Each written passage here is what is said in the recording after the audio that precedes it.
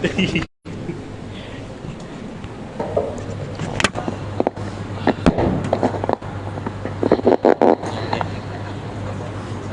je tu, kau baca terus. Bismillahirrahmanirrahim. Assalamualaikum warahmatullahi wabarakatuh. Alhamdulillah dapat kita berkumpul pada malam ni sebenarnya 15 Syaban.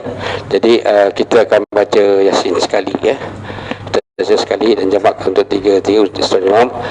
Yang kedua, insyaAllah lepas tazkirah kita ada jamuan pada malam ni. Jangan baliklah, jamuan laut dah sampai dah tu.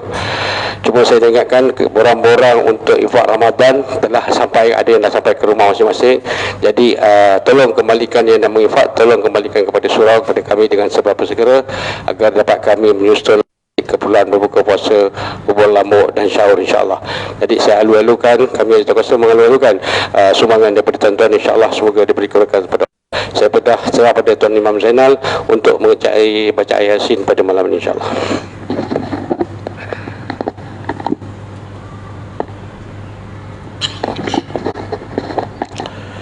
Bismillahirrahmanirrahim. Assalamualaikum warahmatullahi wabarakatuh. Alhamdulillah, syukur kepada Allah Subhanahu wa taala dapat kita berhimpun pada malam ini, malam nisfu Syaban. Mudah-mudahan apa yang kita lakukan ini mendapat keredahan Allah Subhanahu wa taala. Sebagaimana biasanya kita malam nisfu Syaban ini kita akan baca 3 kali Yasin, tetapi malam ini kita baca sekali saja, dan niat itu kita rangkumkan sekali untuk sekali Yasin insya-Allah. InsyaAllah niat kita yang pertama baca Yasin ini adalah agar kita diberikan taufik untuk menjaga niat kita. Yang kedua, agar dijaga daripada berbagai penyakit dan diluaskan rezeki kita. Dan niat kita yang ketiga, agar diberikan kekayaan hati dan husnul khatimah, iaitu tetap iman insyaAllah. Astaghfirullahalazim alladzi la ilaha illa huwal hayyul qayyum wa atubu ilaih. Astaghfirullahalazim alladzi la ilaha illa huwal hayyul qayyum wa atubu ilaih. Astaghfirullahalazim alladzi la ilaha illa huwal hayyul qayyum wa atubu ilaih. Al-Fatihah. أعوذ بالله من الشيطان الرجيم. بسم الله الرحمن الرحيم. الحمد لله رب العالمين الرحمن الرحيم مالك يوم الدين. إياك نعبد وإياك نستعين. اهدنا الصراط المستقيم صراط الذين أنعمت عليهم غير المغضوب عليهم ولا الضالين. آمين. أعوذ بالله من الشيطان الرجيم. بسم الله الرحمن الرحيم. ياسين والقرآن الحكيم إنك لمن المرسلين على صراط مستقيم تنزيل العزيز الرحيم. قوم ما أنذر آباؤهم فهم غافلون. لقد حق القول على أكثرهم فهم لا يؤمنون. إنا جعلنا في أعناقهم أغلالا فهي إلى الأذقان فهم مقمحون. وجعلنا من بين أيديهم سدا ومن خلفهم سدا فأغشيناهم فهم لا يبصرون. وسواء عليهم أأنذرتهم أم لم تنذرهم لا يؤمنون. إنما تنذر من اتبع الذكر وخشي الرحمن بالغيب فبشره بمغفرة وأجر كريم. إنا نحن نحيي الموتى ونكتب ما قدموا وآثارهم وكل شيء أحصيناه في إمام مبين واضرب لهم مثلا أصحاب القرية إذ جاءها المرسلون إذ أرسلنا إليهم اثنين فكذبوهما فعززنا بثالث فقالوا إنا إليكم مرسلون قالوا ما أنتم إلا بشر مثلنا وما أنزل الرحمن من شيء إن أنتم إلا تكذبون قالوا ربنا يعلم إنا إليكم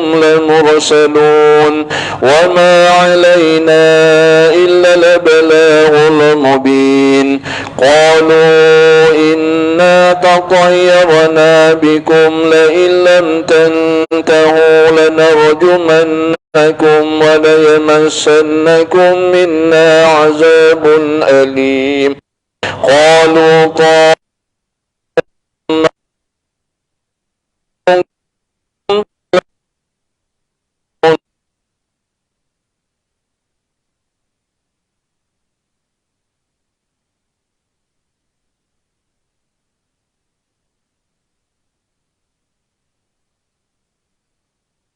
اتبعوا من لا يسألكم أجرا وهم مهتدون وما لي لا أعبد الذي فطرني وإليه ترجعون أأتخذ من دونه آلهة إن يردني الرحمن بضر لا تغن عني شفاعتهم شيئا ولا ينقذون إني إذا لفي ضلال مبين إني آمنت بربكم فاسمعون قيل ادخل الجنة قال يا ليت قومي يعلمون بما غفر لي ربي وجعلني من المكرمين وما أنزلنا على قومه من بعده من جند من السماء وما كنا منزلين إن كانت إلا صيحة واحدة فإذا هم خامدون يا حسرة على العباد ما فيهم إلا كانوا به يستهزئون ألم يروا كم أهلكنا قبلهم من القرون أنهم إليهم لا يرجعون وإن كل لما جميع لدينا محضرون وآية لهم الأرض الميتة أحييناها وأخرجنا منها حبا فمنه يأكلون وجعلنا فيها جنات من نخيل وأعناب وفجرنا فيها من العيون ليأكلوا من ثمره وما عمله أيديهم أفلا يشكرون سبحان الذي خلق الأزواج كلها مما تنبت الأرض ومن أنفسهم ومما لا يعلمون وآية لهم الليل نسلخ منه النهار فإذا هم مظلمون والشمس تجري لمستقر لها ذلك تقدير العزيز العليم والقمر قدرناه منازل حتى عاد كالعرجون القديم لا الشمس ينبغي لها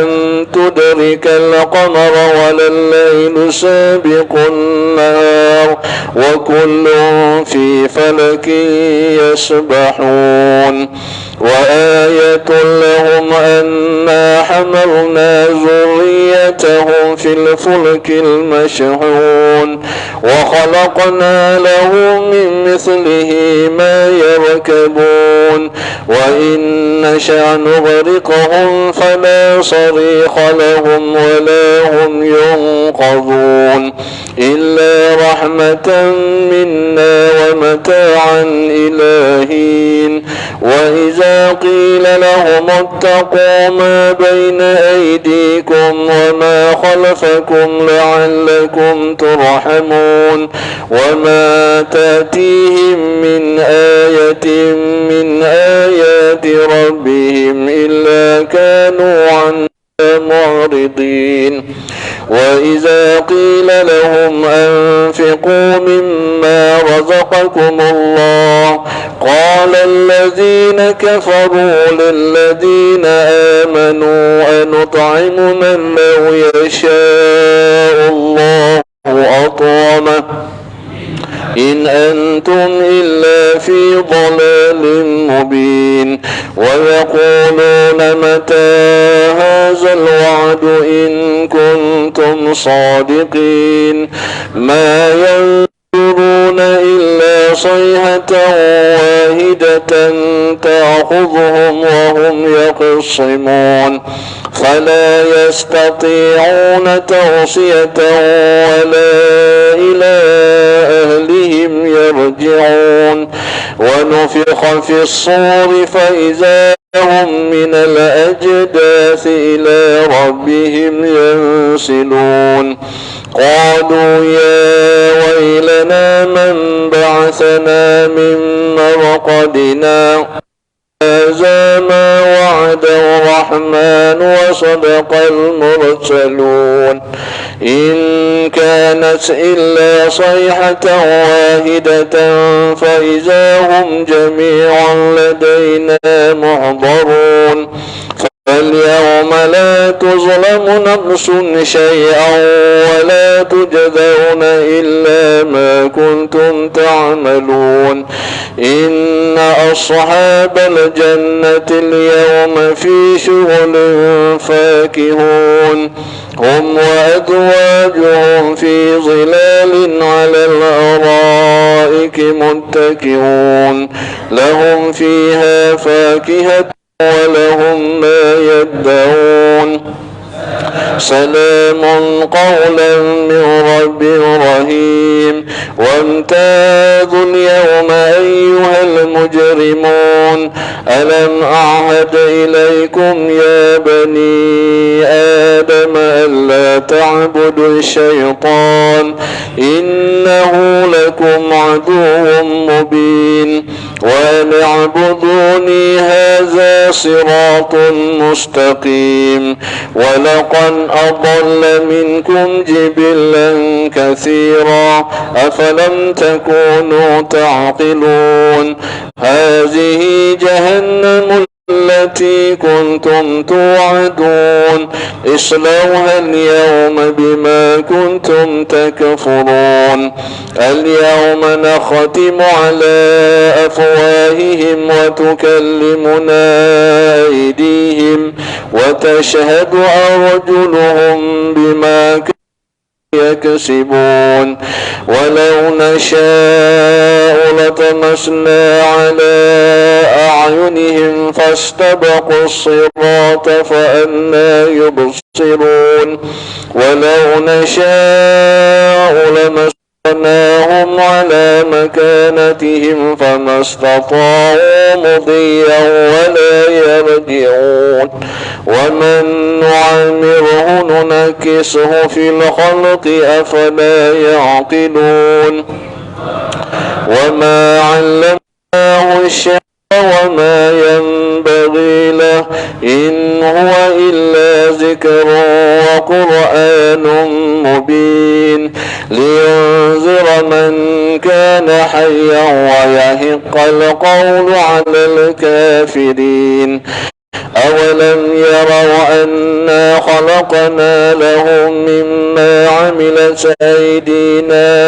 أنعاما فهم لها مالكون وذللناها لهم فمنها ركوبهم ومنها يأكلون ولهم فيها منافع ومشارب أفلا يشكرون واتخذوا من دون الله آلهة لعلهم ينصرون لا يستطيعون نصرهم وهم لهم جند محضرون فلا يحزنك قولهم إنا نعلم ما يسرون وما يعلنون أولم يرى الإنسان أنا خلقناه من نطفة فإذا هو خصيم مبين وضرب لنا مثلا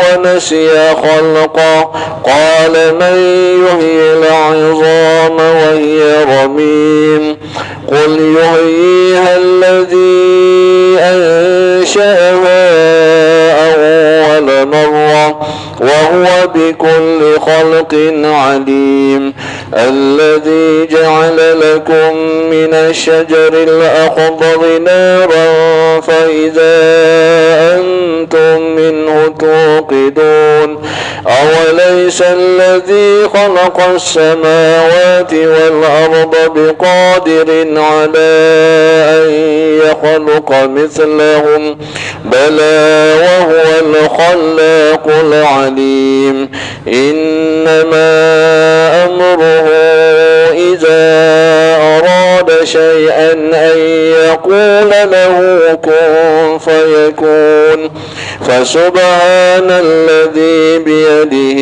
ملكوت كل شيء وإليه ترجعون صدق الله العظيم.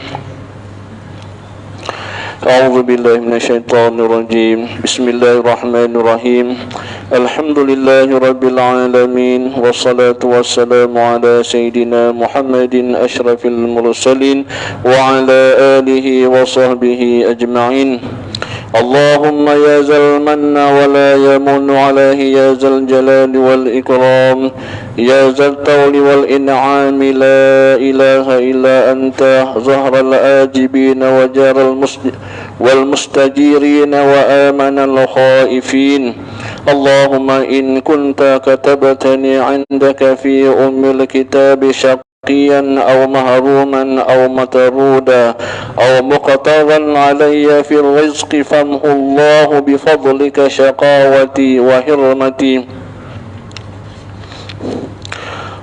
لي واقتدار رزقي وأثبتني عندك في أم الكتاب سعيدا مرزوقا موفقا للخير فإنك قلت قولك الحق في كتابك منزل على لسان نبيك المرسلين يمحو الله ما يشاء ويثبت وعنده أم الكتاب إلهي بتجلي الأعظم في ليلة النصف من شهر شعبان المكرم التي يفرق فيها كل أمر حكيم ويبرم أن تكشف عنا من البلاء ما نعلم وما لا نعلم وما أنت به أعلم إنك أنت الأعز الأكرم وصلى الله على سيدنا محمد وعلى آله وصحبه وسلم والحمد لله رب العالمين تقبل الله منكم.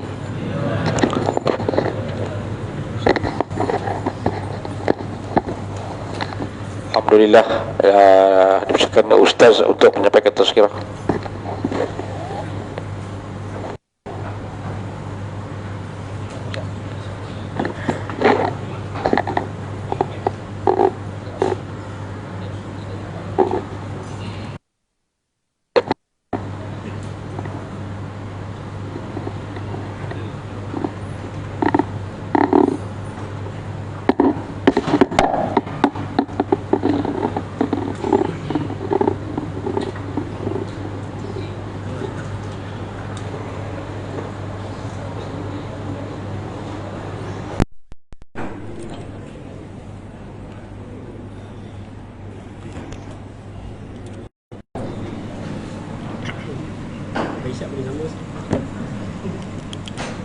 Kita ada jamuan ni.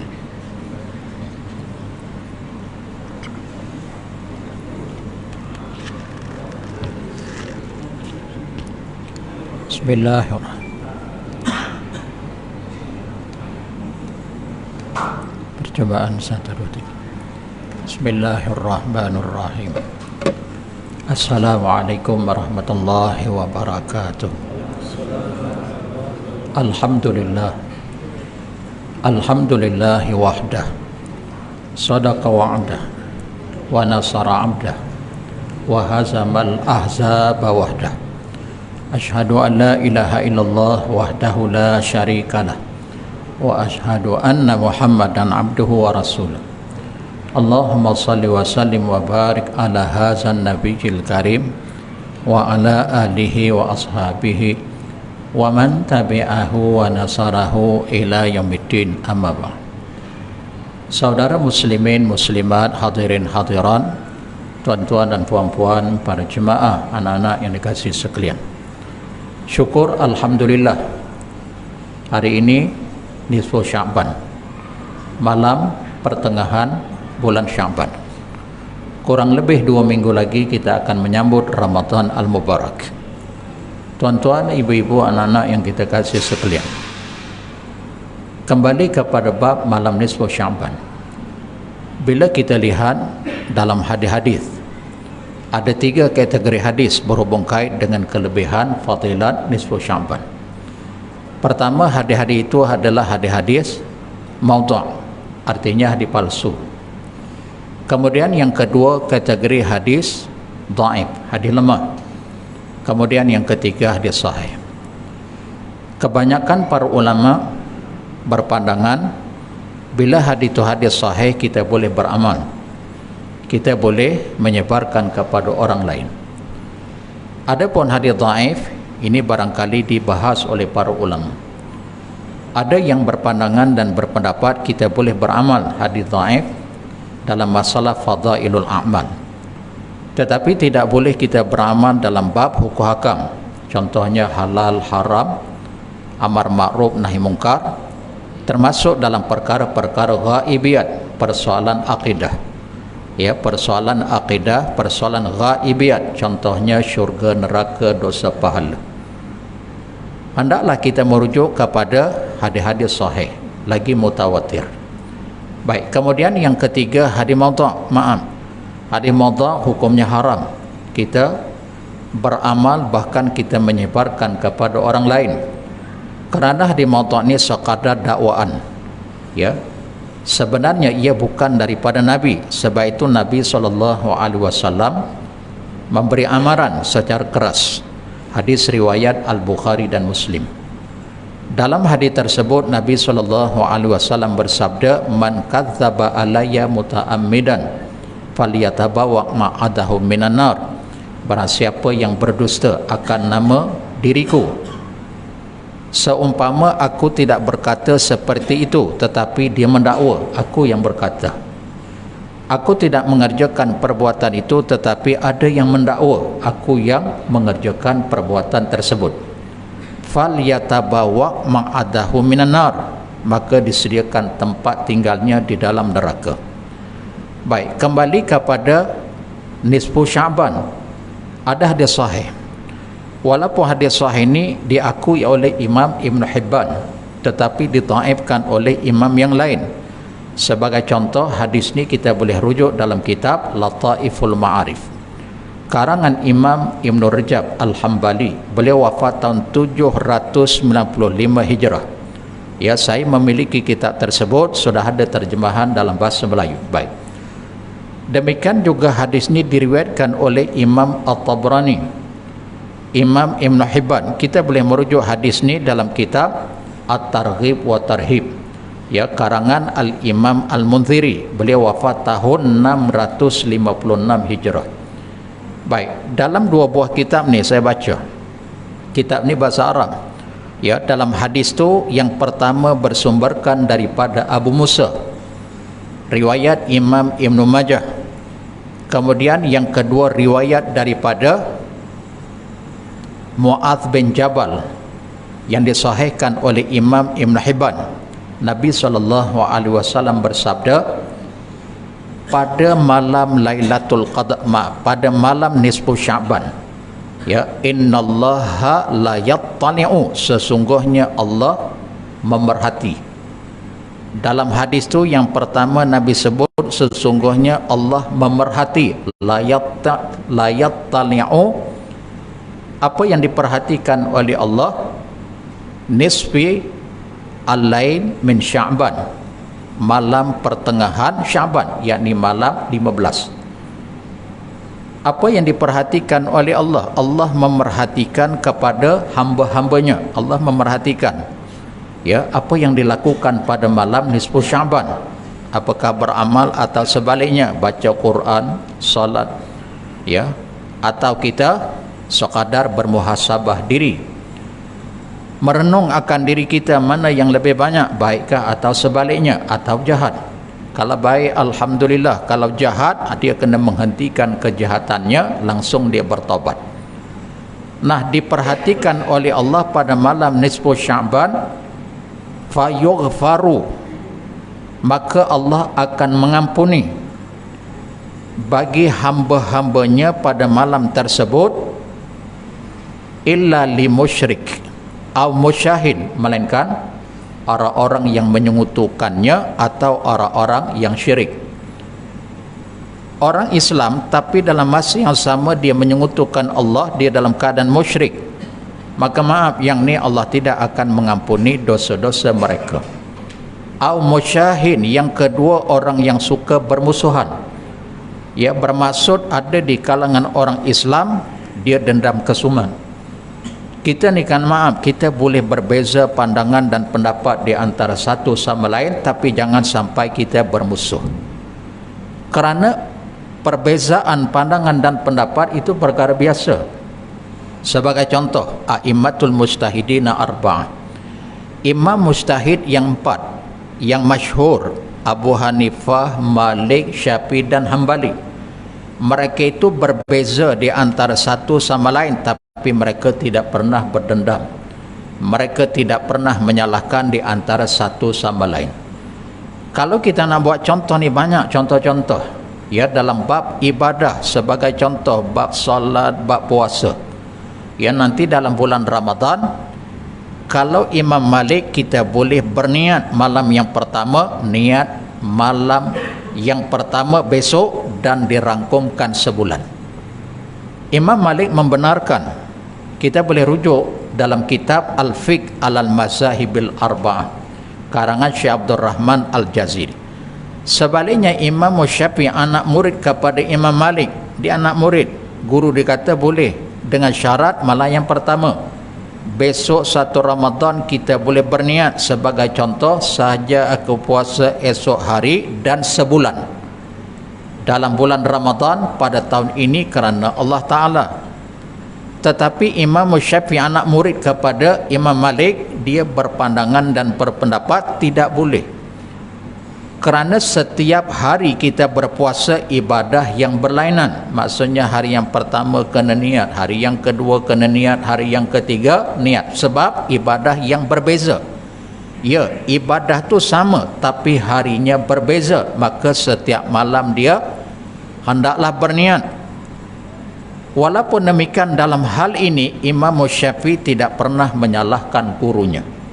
Bahkan kita ni yang bermazhab Syafi'i, kita juga dalam hal ini kita bertaklid kepada Imam Malik.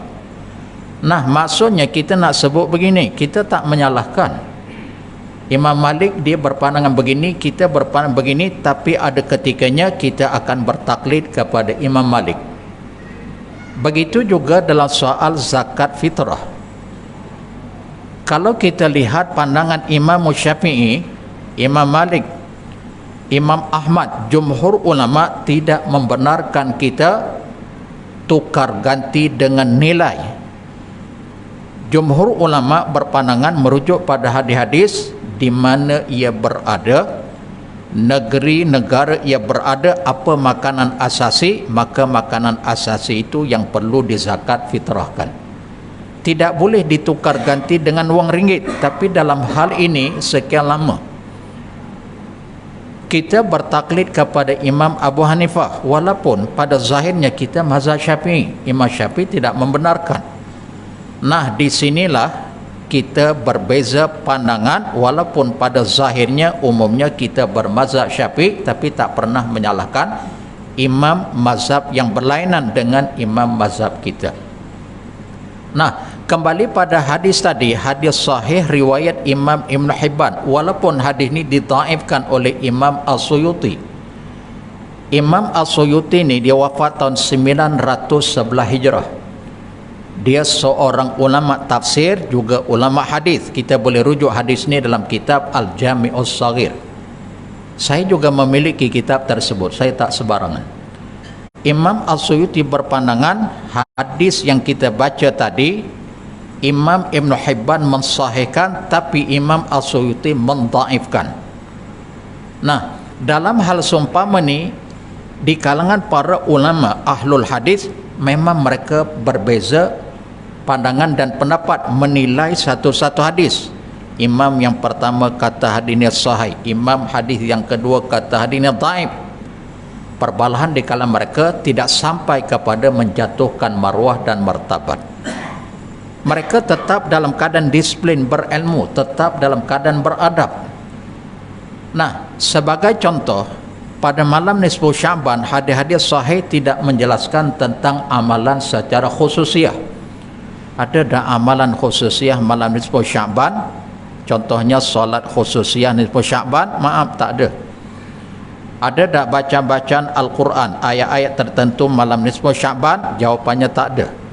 Walaupun demikian, tidak menjadi kesalahan. Ini perlu dipahami. Ya, kita jangan cepat menyalahkan orang. Sebagai contoh supaya mudah kita faham, kita barangkali macam di kampung-kampung sekian lama, di masjid, di surau, kampung-kampung masih mengekalkan malam Jumaat. Kebiasaan mereka di kampung-kampung masih mengekalkan bacaan surah Yasin. Nah, timbul persoalan, ada tak Nabi mengarahkan kita baca surah Yasin malam Jumaat? Jawapannya tak ada. Nah, timbul pertanyaan, apakah salah kalau kita baca? Jawapannya tak salah. Dalam hadis-hadis, kalau kita mencermati malam Jumaat, hatta Imam Syafi'i dalam kitab Al-Um, saya baca kitab Al-Um, saya mengajar kitab tu. Ya, saya ada dua versi, bahasa Arab dan terjemahan. Saya baca kedua-duanya supaya kita tak nak nanti, sebab ada terjemahan kitab Melayu ni dia bersalahan dengan kitab asal bahasa Arab. Ada beberapa buah kitab yang saya ada bahasa Arab, bahasa Melayu, saya baca bahasa Arab, bahasa Melayu ni dia sudah tokok tambah. Ya, saya tak tahu bahasa apa di tokok tambah, wallahu a'lam. Asal bahasa Arab tak begitu, tapi diterjemahkan begini-begini. Nah, bagi mereka yang tak faham, yang tak mahir dalam bahasa Arab, mungkin mereka nanti jadi keliru. Kan? Baik, tak apa, kita tinggal bab tu dulu. Bermaksud dalam kitab Al-Um, Imam Syafi'i dalam jilid yang kedua, dalam bab amalan pada hari Jumaat dan juga pada malamnya, fi lailiha, amalan pada hari Jumaat dan malamnya, kata di Imam Syafi'i ada dua perkara yang dianjurkan oleh Nabi, sabit dalam hadis sahih. Yang pertama, kata Imam Syafi'i dalam kitab Al-Um, membaca surah Al-Kahfi sama ada waktu siang atau waktu malam. Kerana surah Al-Kahfi ni ada hadis riwayat Imam Al-Hakim Al-Baihaqi. Kita juga boleh merujuk hadis ni dalam kitab Abrul Athir karangan almarhum Ahmad Sun Haji Muhammad. Maaf ya, saya laju sikit pasal kita nak cepat mengejar masa. Sebab apa? Sebab lepas solat Isyak kita ada santapan jasmani. Jadi jangan ada yang ketinggalan, jangan ada yang kelewatan. Sebab itu kita laju sikit. Ya, walaupun kita laju, kita jangan sampai tersasul. Jangan sampai kita tersilap. Kan? Baik, dalam hadis tu Nabi sebut begini, man qara'a suratal kahfi fi yaumil jum'ah adha'a lahum minan nur ma bainal jum'atain. Barang siapa yang membaca surah Al-Kahfi pada malam Jumaat, nescaya Allah akan memberi dua cahaya kepada dirinya. Dia baca malam ni, malam Jumaat, Allah akan beri cahaya sampai Jumaat akan datang. Dia baca Jumaat akan datang tu Al-Kahfi, Allah beri cahaya, cahaya keimanan, ketakwaan. Sebab itu kita baca Quran ni bukan sekadar baca, pahami, kita mentadabur. Ya, baca ayat Quran, kemudian kalau boleh kita semak apa terjemahannya, apa yang dikehendaki oleh Allah, kita beramal dengannya, dan kalau boleh kita share kepada orang lain. Baik. Yang kedua, kata Imam Syafi'i, memperbanyakkan selawat. Ini juga ada hadis Nabi, akthiru alayya as-salah fi yaumil jum'ah. Akthiru, Nabi gunakan kalimah fi'lul amr, perbanyakkan olehmu. Akthiru alayya, perbanyakkan olehmu ke atas diriku as-salata fi yaumil jum'ah, pada hari Jumaat. Nah, bermaksud yang bacaan Yasin ni Imam Syafi'i pun tak pernah mengetahui. Walaupun demikian, salah tak kalau kita baca Yasin malam Jumaat? Jawapannya tak salah. Boleh faham? Sama juga, maaf, kita kan bulan Rejab yang terdahulu kita kerap membaca doa, bahkan imam baca, kita sekadar mengaminkan makmum apa yang dibaca oleh imam. Masa bulan Rejab, bulan Syaban masih dikekalkan doa yang paling masyhur, yang popular. Setiap bulan Rejab, setiap tahun akan ada imam selesai daripada solat, lepas solat zikir-zikir diakhiri dengan doa. Dalam doa tu akan dibaca. Apa bacaan doa itu? Allahumma barik lana fi Rajab wa Sya'ban wa balighna Ramadan. Hadis ni riwayat Imam Ahmad, bersumberkan daripada Anas bin Malik, dan kategori hadis ni adalah hadis dhaif. Nah, timbul pertanyaan, apa tak boleh baca ke Ustaz? Nanti dulu. Ya, tuan-tuan jangan bangun dulu. Kena dengar. Kan tadi saya dah sebut perbahasan para ulama, hadis sahih atau hadis hasan, boleh beramal, boleh syekh. Adapun hadis dhaif ni masih diperselisihkan di kalangan para ulama. Ada dua kumpulan para ulama. Kumpulan yang pertama berpandangan hadis dhaif atas apapun periwayatan, atas apapun ceritanya, bila namanya dhaif, tolak habis. Siapa yang menolak hadis dhaif ni? Imam Al-Bukhari, Imam Muslim, Imam Asy-Syaukani, Ibnul Arabi. Ini kita boleh rujuk dalam kitab-kitab hadis. Mereka tidak mengambil pendalilan hadis dhaif sebab alasan hujah mereka hadis sahih kurang sedikit sahih, hadis hasan sudah memadai untuk kita beramal, tak perlu hadis dhaif. Sekalipun dalam bab fadailul amal, tetapi jumhur ulama, kumpulan yang kedua, berpandangan dan berpendapat boleh kita beramal. Ya, contohnya Imam An-Nawawi, Imam Ibn Hajar Al-Asqalani, Imam Ibn Hajar Al-Haytami, dan beberapa para ulama yang lain membenarkan, membolehkan kita beramal dengan hadis dhaif dengan syarat-syarat yang tertentu. Apa syarat yang tertentu? Di antaranya kita kena jujur dan amanah. Maksudnya ketika menyampaikan hadis kena bagi tahu, maaf, hadis ini hadis dhaif, supaya tidak ada pembohongan kata Nabi. Sebab hadis dhaif ni periwayatnya sama ada awal sanad atau akhir sanad. Ada ketikanya periwayat itu pemikirannya lemah.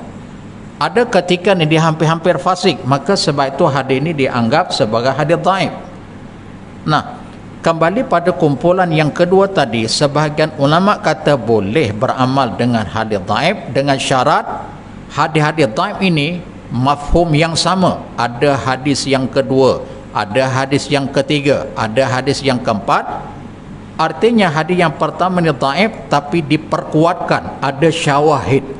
Ini kalau kita mengaji dalam ilmu hadis.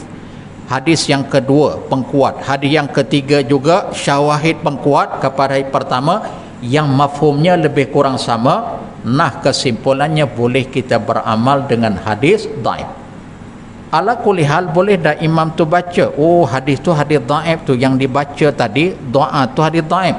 Wahai Allah, berkatilah umur kami ketika kami berada dalam bulan Rajab, demikian juga bulan Syaban, wa balighna Ramadan, sampaikan umur kami sehingga bertemu dengan Ramadan. Hadis ini hadis dhaif. Boleh tak kita baca? Boleh tak kita amalkan? Boleh tak kita sebar ke orang lain? Jawapannya boleh.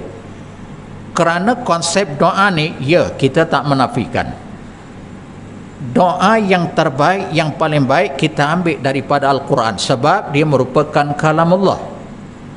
Contohnya, katalah kita ni, ya Allah, banyaknya dosa, ya Allah, Kita ambil dalam Quran surah Ali Imran juzuk yang keempat ayat 193. Rabbana, di hujung ayat dia ada lagi awal ayat tu, tapi di hujung tu ada 3 perkara yang kita perlu pohonkan kepadanya.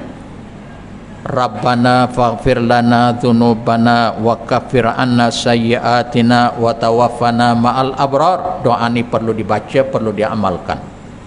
Sebaik-baik doa yang kita ambil daripada Al-Quran. Baik, dengan tidak menafikan boleh juga kita berdoa bukan daripada ayat Quran, kita ambil bukan daripada hadis, tapi kita reka cipta sendiri boleh. Dengan syarat apa yang diminta dia faham. Ya, sesuatu yang baik. Baik, kembali pada doa tadi, apa maknanya? Wahai Tuhan kami, faghfir lana dzunubana, ampunkanlah segala dosa-dosa kami. Ampunkan satu bab, wa kaffir anna sayyi'atina, hapuskan segala kesalahan kesilapan kami, delete. Kerana dosa ni kalau Allah tak ampunkan ketika kita berada di dunia, Masya Allah, hidup kita resah gelisah, mengelisah tak karuan. Bagaimana kalau dosa tu tak diampunkan sampai akhir hayat? Oh, lagi kesannya, lagi akibatnya azab dalam alam barzah. Begitu juga di hari akhirat, dosa tak terampun masa kamu hidup di dunia, sampai akhir hayat kamu diazab di alam barzah. Bahkan besok di hari akhirat, go to hell, you masuk neraka. Kan, walaupun benar kamu tak kekal sebab masih ada iman, kamu seorang muslim. Kan. Nah, kita nak membicarakan, nak fokus tadi sebaik-baik doa kalau kita rasa kita berdosa banyak, dosa pada Allah, dosa pada makhluk, baca doa tadi. Pertama, minta supaya Allah ampunkan dosa. Yang kedua, Allah hapuskan dosa. Kemudian yang terakhir, wa tawaffana ma'al abrar, matikanlah kami ya Allah bersama-sama dengan orang-orang yang baik. Apa maksud orang yang baik? Kita kan pernah tengok orang meninggal ketika dia berada dalam masjid. Ya Allah, oh dah keruntung. Saya minta izin ya, 2 minit boleh ya? 2 minit kita bagi laluan azan, kita sambung 2 minit cukup. Kita solat isyak, solat, kemudian nanti ada santapan jasmani. Okey.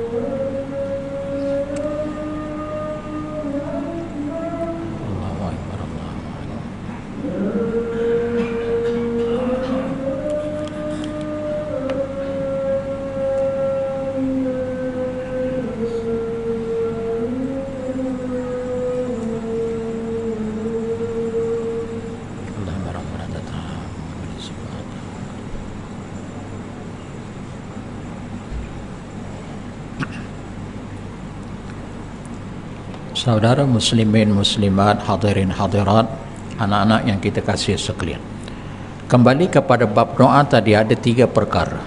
Pertama, kita memohon supaya Allah ampunkan dosa kita.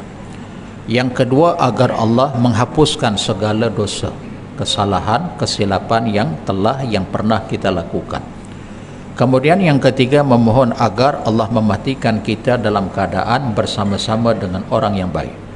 Ala kulli hal, mati dalam keadaan husnul khatimah. Sebab kita kan masih hidup di dunia ni, kita akan melihat 2 keadaan. Orang yang mati dalam keadaan baik, kita sangat mengharapkan, oh, dia meninggal ketika perjalanan ke masjid, dia meninggal dalam masjid, dia meninggal ketika selesai mengerjakan ibadah haji dan lain-lain. Sudah tentu kita mengharap perkara yang sama. Yang kedua, keadaan kita melihat orang yang mati dalam keadaan su'ul khatimah. Dalam keadaan demikian ini sudah tentu kita sangat mengharap, ya Allah, na'udzubillahi min dzalik, kami memohon ya Allah agar kami tak mati seumpama itu. Baik. Yang kedua, doa kita ambil daripada hadis-hadis sahih. Pertama tadi daripada Quran, kita beramal. Yang kedua, hadis sahih. Sebagai contoh, dalam hadis riwayat Imam Muslim, tuan-tuan jangan tinggal doa ni. Ya, boleh diamalkan, kerap dibaca, diulang-ulang. Hadis riwayat Imam Muslim bersumberkan daripada Abdullah bin Mas'ud. Hadis ni ada dalam kitab Al-Adhkar, dalam kitab Riyadus Salihin, pengarang yang sama, Imam An-Nawawi. Beliau wafat pada tahun 676 Hijrah. Baik. Apa doanya? Ada 4 permohonan. Allahumma inni as'alukal huda. Allahumma inni as'alukal huda wat tuqa wal afafa wal ghina. Ada 4. Wahai Allah, aku memohon kepadamu yang pertama hidayah. Allahumma inna as'alukal huda, memohon hidayah. Dalam salat kita kerap memohon kepada Allah, ihdinas siratal mustaqim. Setiap rakaat, sama ada solat fardu, solat sunan, bersendirian, berjemaah, kita mohon yang pertama agar hidup Allah memberi hidayah, Allah memberi petunjuknya, Allah pimpin kita ke jalan yang benar. Sangat kita harapkan. Baik, yang kedua, kita memohon agar Allah jadikan kita orang yang bertakwa. Ya, kerana kita mulia hidup di dunia ni bukan pasal kamu kaya, bukan pasal kamu berharta, berkedudukan, berjabatan besar, berpengaruh, bukan. Itu barangkali yang menilai itu manusia. Ada ketikanya pasal kamu kaya, kawan tu pun rapat dekat dengan kamu. Ya, tapi bila kita dah miskin, dia pun jauh dengan kita. Baik, kita nak Allah yang menilai. Kerana dalam surah Al-Hujurat ayat yang ke-13, Allah akan berfirman, inna akramakum indallahi atqakum. Sesungguhnya orang yang paling mulia di kalangan kamu di sisiku ialah orang yang bertakwa. Allah tak mengambil kira dari sudut bangsa. Walaupun dia bangsa Arab, keturunan Nabi, tapi kalau dia tidak bertakwa, dia tak beriman, maaf, tempatnya tetap dalam neraka. Sebagai contoh, kita sedia maklum Abu Lahab. Kan, itu kan pak saudara Nabi, dia faham Al-Quran, faham hadis, tapi maaf, pasal tak beriman, tidak bertakwa kepada Allah, tempatnya tetap dalam neraka. Siapa yang kata? Allah yang sebut, bukan kita. Ya, baik. Kemudian yang ketiga, Allahumma inni as'alukal huda wat tuqa wal afaf, menjadi orang afaf. Afaf tu maksudnya orang yang bersih jiwa, yang mempunyai kepribadian akhlak yang baik. Pasal apa mulut dia jahat, celupar, kasar, kesat, maki hamun, pasal dalamnya kotor. Ada ketika manusia ni dikata apa? Aku mulut je jahat, aku kata kamu, aku kata macam-macam cerca kamu, maki hamun, tapi maaf hati aku baik. Tak mungkin. Pasal dalaman tu kotor, jahat, keji, sebab itu terserlah. Dia mesti dalaman dulu, mesti dalaman. Mana mungkin you boleh dakwa, jangan berhatilah ya mulut aku je jahat, mulut aku je celupar, tapi hati aku baik. Oh, tak mungkin. Bagaimana pula kita pula balas kat dia? Kita pula nasihat kat dia, kita pun kata maaf ya, kamu jangan baik hati, aku mulut je jahat. Agak-agak dia marah dah. Baik. Kemudian yang keempat, wal ghina. Wal ghina ni minta memohon agar Allah jadikan kaya. Ada dua makna. Kaya dari sudut iman, kaya dari sudut iman, dan kaya dari sudut material. Kaya dari sudut iman, selamat kehidupan dia. Kaya dari sudut material pun tak menjadi kesalahan. Kaya ni sebenarnya bukan salah, bukan haram, bukan berdosa. Dalil dan buktinya, ibu kepada Anas bin Malik, maaf ya, setengah minit lagi, setengah minit. Tadi janji 2 minit. Gitu. Anas bin Malik ni ketika dia menyerahkan anak dia kat Nabi, dia minta Nabi doakan 3 perkara. Apa di antara permintaan dia dekat Nabi? Boleh tak ya Rasulullah, pertama kamu doakan anakku ni supaya umurnya panjang. Yang kedua, boleh tak doakan anakku supaya zuriatnya banyak. Yang ketiga, boleh tak doakan agar anakku ni kaya. Nabi tak menegah, Nabi tak melarang. Sebab itu Nabi langsung, Allahumma akthir malahu, wahai Allah, banyakkanlah hartanya. Kemudian wa akthir zurriyatahu, banyakkanlah zuriatnya. Kemudian wa tawil umrahu, panjangkan umurnya.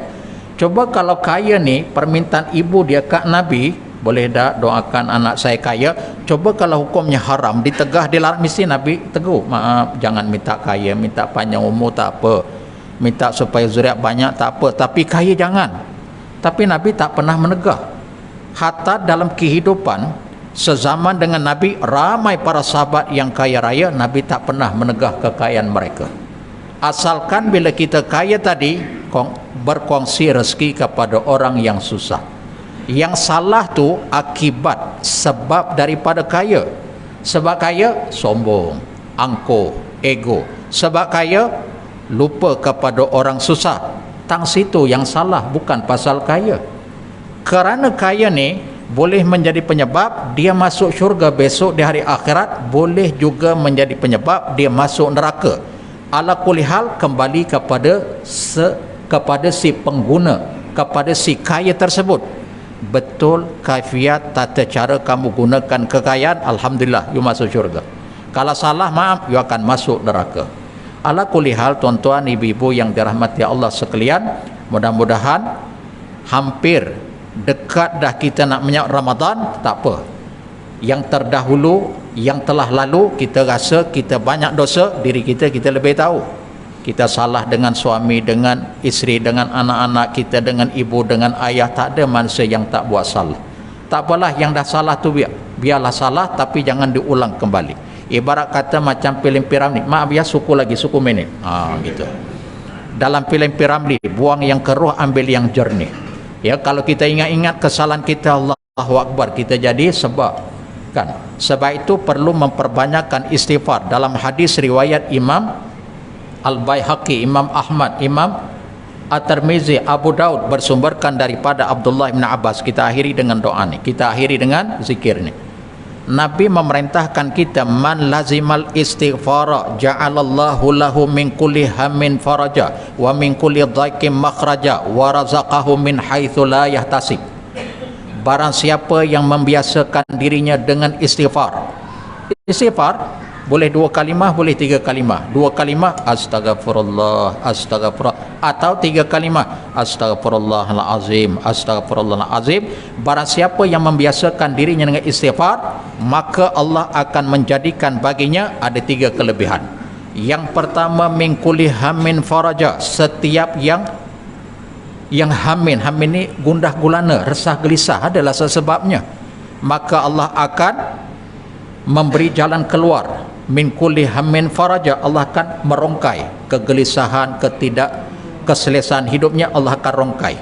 Yang kedua, min kulli dhaiqin makhraja, setiap kesempitan hidup kita ni mesti ada laluan ketika hidup dunia, lapang, bahagia, ada sempit kita lalu, mesti ada kesedihan, maka setiap yang sempit, makhraja, Allah akan buka. Kemudian yang ketiga, warazaqahu min haitsu la yahtasib, Allah akan bagi rezeki jalan yang tak disangka-sangka. Aqulu qawli hadza wa astaghfirullah wa billahi taufiq wal hidayah. Wassalamualaikum warahmatullahi wabarakatuh.